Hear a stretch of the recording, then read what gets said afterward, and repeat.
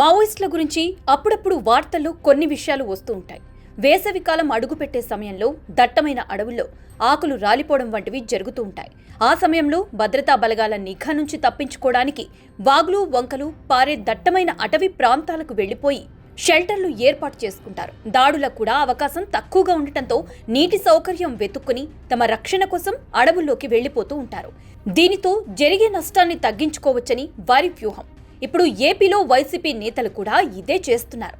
తమను తాము రక్షించుకోవడానికి అధికారంలో బలంగా కనపడుతున్న కూటమి పార్టీల్లో తమను తాము కాపాడుకోవడానికి వెళ్లిపోతున్నారు. కూటమి పార్టీలపై చెలరేగిపోయే అవకాశం లేకపోవటం, కేసుల భయంతో షెల్టర్ జోన్లు వెతుక్కుంటున్నారు. ఏపీలో వైసీపీ బలహీనపడటం ఏమో గాని ఆ పార్టీ నేతలకు మాత్రం కాస్త రాజకీయ భవిష్యత్తుపై క్రమంగా భరోసా పెరుగుతోంది. గతంలో అక్రమాలు, అవినీతి, దౌర్జన్యాలు చేసిన నాయకులు ఇప్పుడు చాలా దర్జాగా, ధైర్యంగా, గంభీరంగా తిరిగేందుకు వేదికలు కూడా సిద్ధమైపోయాయి.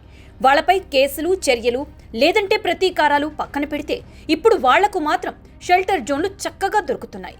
వైసీపీలో అన్ని రకాలుగా దందాలు చేసిన నాయకులు ఇప్పుడు బీజేపీ, టీడీపీ లేదంటే జనసేన పార్టీలో తమ హవా కంటిన్యూ చేయటం మొదలుపెట్టారు. వైసీపీకి రాజీనామా చేసిన వెంటనే జనసేన పార్టీ లేదంటే బీజేపీలో జాయిన్ అయిపోతున్నారు. కొంతమంది తెలుగుదేశం పార్టీ వైపు కూడా చూస్తున్నారు. ఇటీవల జగ్గైపేట నియోజకవర్గానికి చెందిన సామినేని ఉదయ్ భాను, అలాగే ఒంగోలుకు చెందిన మాజీ మంత్రి బాలినేని శ్రీనివాసరెడ్డి జనసేన తీర్థం పుచ్చుకున్నారు. ఇక విశాఖ జిల్లాకు చెందిన అడారి కూడా జనసేన లేదంటే బీజేపీలోకి వెళ్లేందుకు రంగం సిద్ధం చేసుకుంటున్నారు. మరి కొంతమంది నాయకులు కూడా జనసేన పార్టీ తీర్థం పుచ్చుకునేందుకు సిద్ధంగా ఉన్నారు. అయితే నియోజకవర్గాల్లో ఉన్న పరిస్థితుల ఆధారంగా వాళ్లు పార్టీ మారడం కాస్త ఆలస్యమవుతూ వస్తోంది. తాజాగా నెల్లూరుకు చెందిన రవిచంద్రారెడ్డి కూడా బీజేపీలో జాయిన్ అయ్యేందుకు సిద్ధమయ్యారు. వైసీపీ తీరు నచ్చని ఆయన తీవ్ర ఆరోపణలు చేస్తూ బీజేపీలో జాయిన్ అయ్యేందుకు రంగం సిద్ధం చేసుకున్నారు. రాజీనామా చేసి వైసీపీని తిడితే కూటమి నేతలు, సోషల్ మీడియాలో కార్యకర్తలు ఎంజాయ్ చేస్తారనే సీక్రెట్ తెలుసుకున్న సదరు నేతలు చక్కగా తిడుతూ బయటకొచ్చేస్తున్నారు. ఇక కడప జిల్లాకు చెందిన కొంతమంది నేతలు కూడా తెలుగుదేశం పార్టీలోకి రావడం ఇష్టం లేనివారు జనసేన లేదంటే బీజేపీలో ఏదో ఒక రకంగా జాయిన్ అయ్యే ప్రయత్నం చేస్తున్నారు. ప్రకాశం జిల్లాకు చెందిన మాజీ మంత్రి ఒకరు కూడా ఇప్పటికే బీజేపీ నేతలతో సంప్రదింపులు మొదలుపెట్టారు.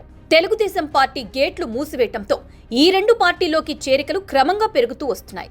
టీడీపీలో జాయిన్ అవ్వడం కంటే బీజేపీలో జాయిన్ అయితే తమపై కేసులు ఉండవు, భవిష్యత్తులో కూడా తమకు రక్షణ ఉంటుంది అనే భావంతో కొంతమంది నేతలు ఉంటున్నారు.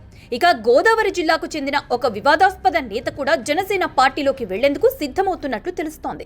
తమ బలం పెంచుకోవడానికి ప్రయత్నం చేస్తున్న బీజేపీ, జనసేన వాళ్ల బ్యాక్గ్రౌండ్ తెలిసి కూడా పార్టీ మారడానికి సిద్ధంగా ఉంటే వెంటనే గ్రీన్ సిగ్నల్ ఇచ్చేస్తున్నాయి. దీనికి రెడ్ బుక్ కూడా పెద్దగా ప్రభావం చూపించటం లేదు అనేది చాలా మంది క్లారిటీ వస్తుంది. ఇంకా కొంతమంది పోలీస్ అధికారులు కూడా రాజకీయ పార్టీలు పెట్టి బీజేపీ అండదండలతో కూటమిలో జాయిన్ అయ్యేందుకు ప్రయత్నాలు మొదలు పెడుతున్నారు.